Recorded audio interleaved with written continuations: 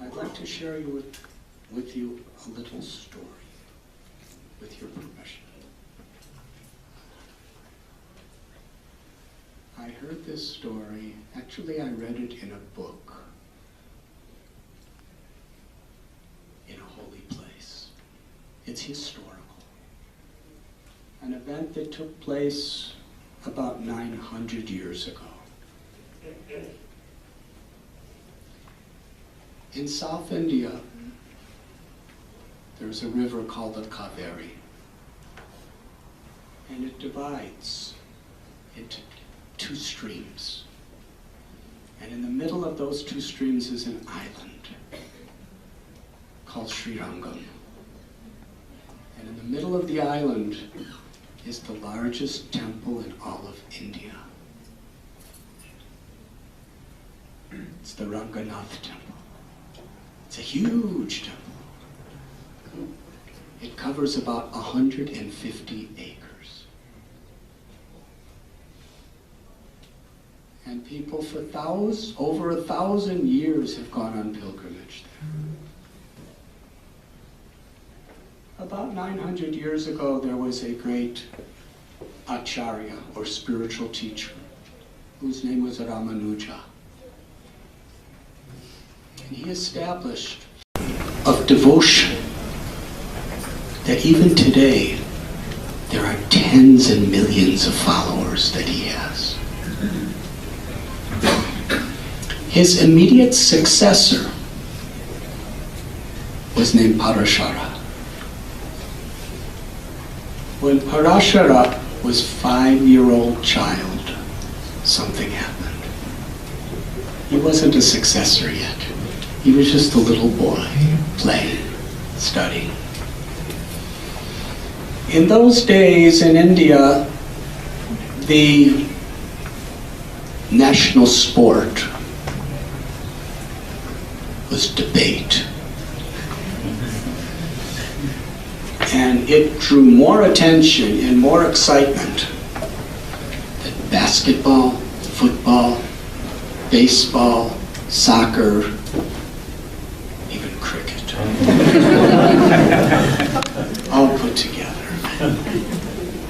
If you were a champion in debate, you had the greatest honor and prestige. So the world champion in debate was coming to Sri Lanka. He was so intelligent, so charismatic, that no one could stand before him. Wherever he went, he would proclaim that he could answer any question, and no one had ever asked him a question he could not answer. So he achieved great wealth by doing this. He came into Sri Rangam, there was a marching band in front of him. Beautiful decorated palanquin where 4 big strong men were carrying him, because there were no Rolls Royces in those days.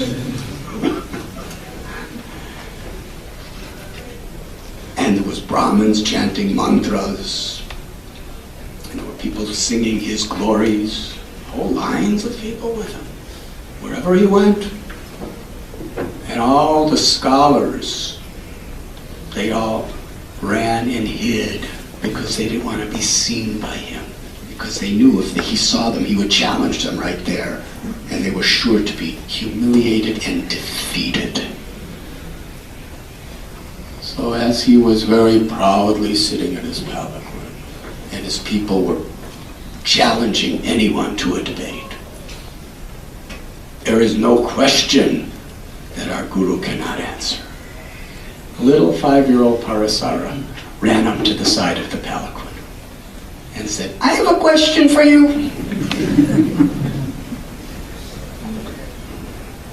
The scholar looked down and said, "Get out from here, you stupid child."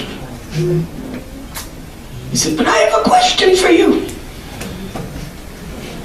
He said, "You still have your mother's milk on your lips. Out from here." child said, if you're so learned, why are you categorizing me on the basis of my body? I have a question for you. He said, go back to the lap of your mother. And the child just was looking up at him. He said, please let me ask a question. So what is your question? The little boy reached down and scooped up a handful of sand and said, please tell me how many grains of sand are in my hand.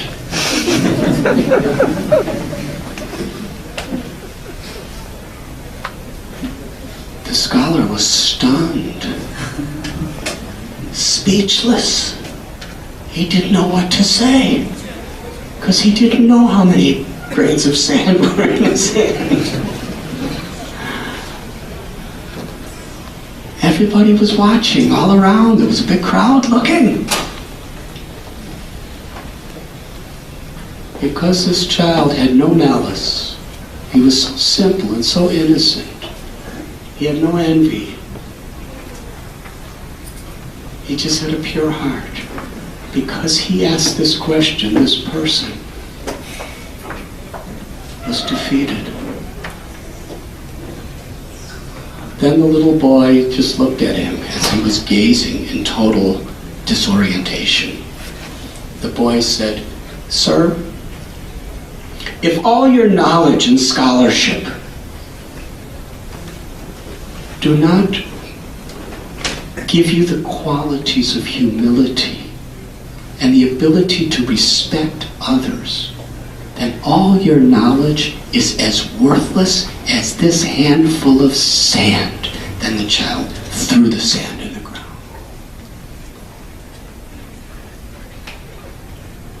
The man got off his palanquin and bowed at the feet of the 5-year-old boy and said, you are my guru. Please teach me. He became his disciple.